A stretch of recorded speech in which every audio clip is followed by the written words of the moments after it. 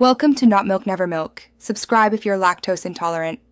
You start with power removed and the battery out so you don't short anything. This protects circuitry and lets you probe safely. Once done, open the housing using the correct screwdriver and a spudger, keeping screws organized by step. Make quick photos as you separate panels so you can reverse the process. Make sure to wipe external optics gently with isopropyl on a swab. Cleaning the window often fixes read errors before deeper intervention.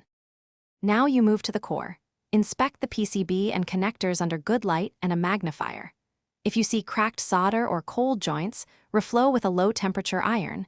This restores connections that cause intermittent reads. Use a multimeter to confirm 3V or 5V rails and continuity on ribbon cables.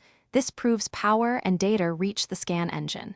If the emitter or sensor fails continuity, swap in a known good module. You finish by carefully reseating connectors and reassembling the housing, then power the scanner and run built-in self-tests or the factory calibration routine so you can compare results.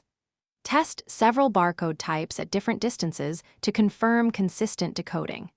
If it still fails, the key troubleshooting tip is to isolate. Substitute one component at a time.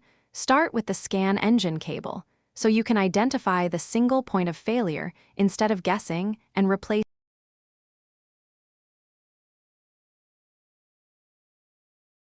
Thanks for watching. If this was helpful, leave a like and consider subscribing. See you next time.